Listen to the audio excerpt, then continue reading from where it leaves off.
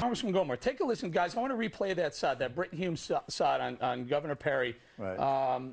This is what we're talking about. Here's a man who had so much. He came out of the box. He had, I don't know, he was winning with like 30% of the likely voters, and then all of a sudden, debate 1, debate 2, and now debate 3, and Britton Hume has this to say about it.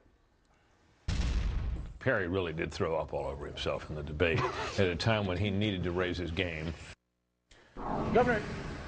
Governor of Texas, you're a congressman from Texas. What do you think? Did the governor throw up all over himself? And he's a friend.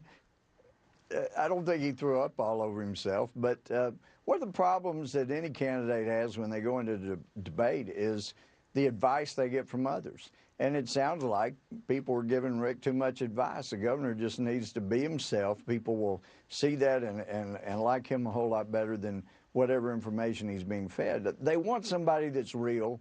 They want an un-Obama, whether it's a businessman or whomever.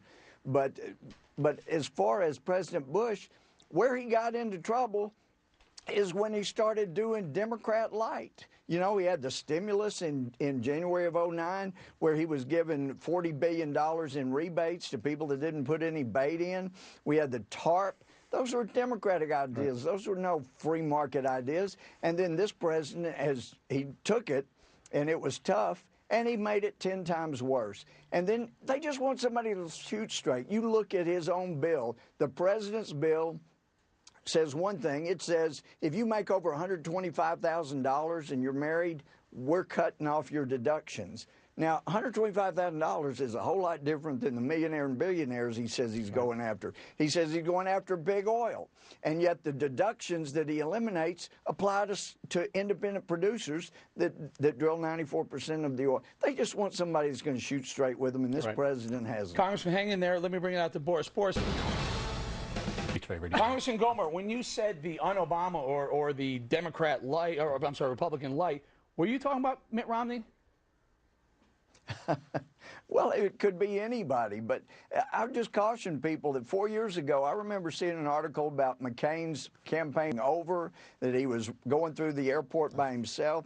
There was just no way for him to get back. It could be any one of these people, but let me tell you, there is no better example of switching gears back and forth, being a switch hitter, than you had in Barack Obama back in January of 2008.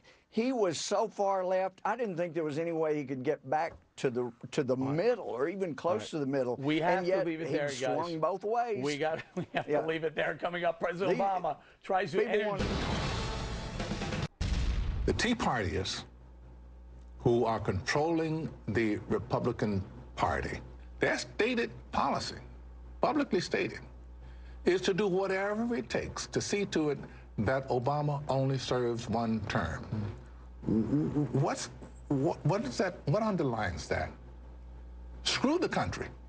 We're going to do whatever we do to get this black man. We're going to do whatever we can to get this black man out of here. But is that necessarily a racist thing? It is a racist thing. Well, let's ask a Tea Party representative, Representative Gohmert. Tea Party racist? Yeah, I had no idea, Eric, that in 1996 that all those that voted against Alan Keyes were racists. I didn't realize they were racists back then. I didn't realize all those people that voted against Herman Cain were racists, but apparently they are too. I like Herman Cain, and it's not because of his skin color. He's got some good ideas. He's a businessman. He knows how to make things work. I like Michelle Bachmann. It's not because of her race. She's a good person. Same with Newt and Rick Santorum and my friend Governor Perry. I mean, these are good people. It has nothing to do with race. But I'm interested to see what the president has to say at the Congressional Anglo Caucus. And then I think we can compare them then and see what's racist. Hang on. There's a professor or a teacher from Texas who called the Tea Party Nazis. So now they're Nazis, they're racist, they're everything that we find evil in our society because they don't want more socialism that Mr. Obama is giving us. I'm still trying to figure out what this president has done conservative. I'm blown away by that. I mean, look at his bills, the things he's tried to do. And if you look at his latest jobs bill, the American Jobs Act is mine, and I appreciate him plugging that. But the jobs bill he's promoting is the most socialist thing you could imagine. It's a government takeover of everything. It's 60% tax breaks. It's Republican ideas. Paid by Come who? on. Are you kidding? I mean, Are you hold on, kidding? guys. It destroys independent oil producers. Wait. It creates the public safety broadband authority or corporation. Guys, I'd love to get in. It takes over infrastructure funding. It's incredible takeover. All right, Congressman, I want to get into the jobs thing, but we can't do it on this segment. We're running out of time. This time we had this budget crisis, continuing resolution into the night. You signed a deal. You were on my show. And, sir, you were very emotional about that deal. You didn't like it. I was very upset. I was very upset because it was a bad deal, and they used the pay for our militaries to get people to vote for a bad CR. That was last spring, and same thing this summer. It was not a good debt ceiling bill.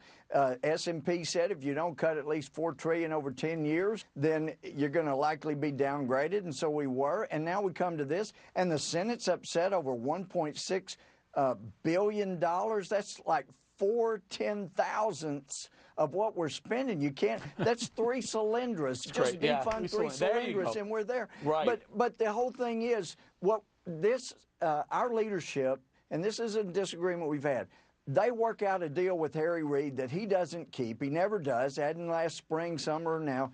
And then they push it through the House as a bad bill and say this is the best the Senate will vote for. And then they get down in the Senate and play games. The way the system's designed is for us to pass the kind of bill we think is appropriate, and then the Senate pass something for a change they think's appropriate, and then the world sees where we both stand, and then it goes to a conference committee for a compromise, and then we can tell the people at the next election, if you want more of what the House is doing, give us the Senate. Hang in there, Congressman.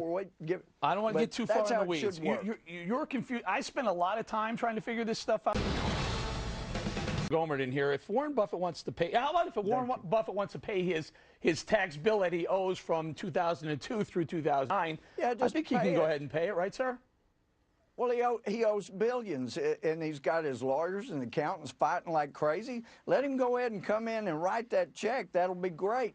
But in the meantime, we do have a highest marginal rate of 35%, and this president keeps calling people millionaires and billionaires. And if you look what he really thinks on page 134, 135 of his so-called jobs bill, it's people making $125,000 that he thinks are millionaires. It's outrageous. It is a great time if we took him at his word, and he's not good for his word most of the time, but if you took him at his word, this is the perfect time for a flat tax. Time to go flat tax across the board. We agree. Everybody pay the same thing. And go one step further and do it a fair tax across the board, eliminate all IRS taxes, all personal income, and all corporate taxes. Go with the 23%. I think it's a great idea. All right, we're going to have to leave it there. In the meantime, the president's out there. Okay. We're going to lose you, sir. The president's out there looking for Jews and janitors, and so that's a shame. We're going to lose that satellite in a second. We're going to have to leave it there. Sally Cohen, Representative Louie Gohmert, Kevin Williamson, and Boris Epstein, thank you for joining us. Coming up is Ron Paul, Crazy Like a